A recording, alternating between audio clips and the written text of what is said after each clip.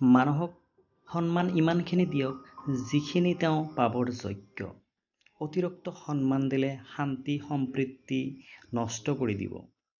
সদায় হাঁহি মাতি থকাজন যদি হঠাৎ নিশ্চুপ হৈ যায়, জানিব তেওঁ ভিতৰৰ পৰা ভাঙি পৰিছে।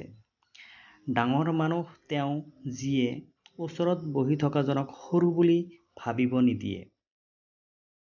কিমাননো বিশ্বাস কৰিম মিছলীয়াসকলক, তেওঁলোকে পূৰ্বে বুকুৰ পৰা হৃদয়খন উলিয়াই থৈছে। জীৱন তেওঁকেই দিয়ক যিয়ে আপোনাৰ সময়ৰ মূল্য বুজে। নীৰৱে থকাটো উত্তম, কাৰণ বেছি কথা কোৱা লোক সদায় অপৰাধীৰ কাঠগড়াত থিয় দিব লগা হয়। যিজনে সকলোৰে আপোন হোৱাৰ অভিনয় কৰে তেওঁ কাৰো হ'ব নোৱাৰে।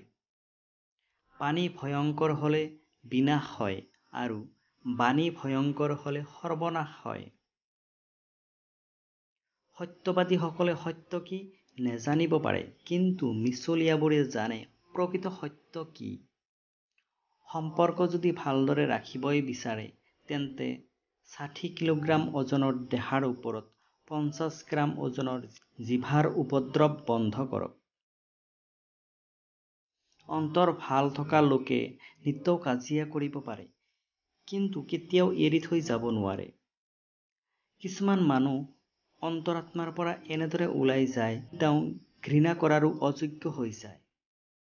কোনোবাই যদি বদনাম কৰে তেন্তে কৰিব দিয়ক, কাৰণ ইমান নিজ কাম নিজ মনৰ মানুহেই কৰে। ঘোঁৰাৰ পিছফালে আৰু ধনী লোকৰ আগফালে কেতিয়াও নুঘূৰিব, কাৰণ কোনে কেতিয়া লাথ মাৰে একো ঠিক নাই। যদি কেতিয়াবা পৰাজিত হয়, তেন্তে এনেদৰে পৰাজিত হ'ব যাতে জয়ীজনতকৈ পৰাজিতজনৰ চৰ্চা বেছিকৈ হয়। বন্ধুত্ব গঢ়া কিম্বা প্ৰেম কৰা, কিন্তু বিশ্বাস মাথো নিজৰ ওপৰতে ৰাখা। হৃদয় ভাঙি টুকুৰা টুকুৰ তেওঁৰে হয় যিয়ে আনৰ হৃদয় ৰাখিবলৈ সদায় প্ৰস্তুত হয়। যাৰ হৃদয়খন ডাঙৰ তেওঁৰ জখমো সিমান ডাঙৰ। জীৱনত যদি উত্থান পতন নাথাকে, তেন্তে আপোন পৰ শত্ৰু মিত্ৰ চিনি পাব কেনেকৈ? মানুহ নীৰৱ তেতিয়া হয় যেতিয়া ভিতৰত প্ৰচণ্ড ধুমুহাই তাণ্ডৱ চলায়। ভুল হোৱাটো প্ৰকৃতি, মানি লোৱাটো সংস্কৃতি আৰু শুধৰণি কৰাটো প্ৰগতি। জীৱনত কিছুমান জখম দিয়ে যিয়ে মন মগজু কাঢ়ি লৈ জীৱন্ত এৰি দিয়ে। ঈশ্বৰে সকলো মানুহক হীৰা হিচাপে বনাইছে, কিন্তু জিলিকা ক্ষমতা সকলোৰে নাথাকে। কেতিয়াও কাৰো হাতৰ কাঠপুতলা হৈ নাযাব, নহলে যেতিয়াই তেতিয়াই দলিয়াই দিব।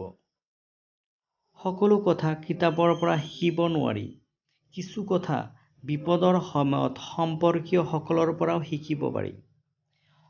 সকলো মানুহৰ কিবা নহয় কিবা প্ৰতিভা থাকে, কিন্তু আনৰ দৰে হবলৈ গৈ নিজৰ প্ৰতিভা নিঃশেষ কৰে।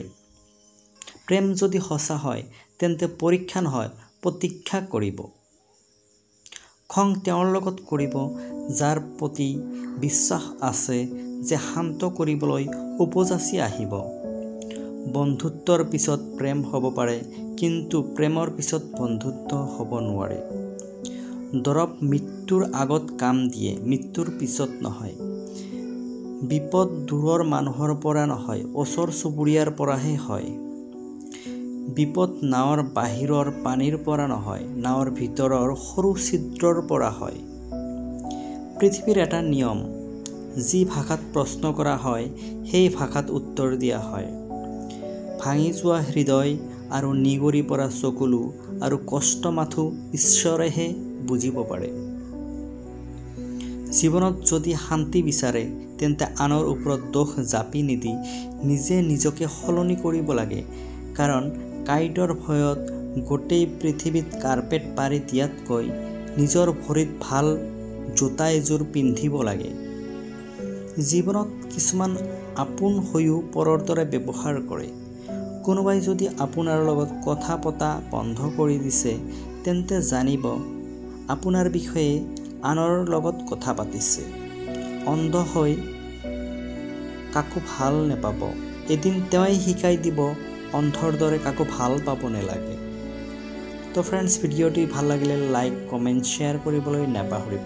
লগতে চেনেলটি ছাবস্ক্ৰাইব কৰক। ধন্যবাদ।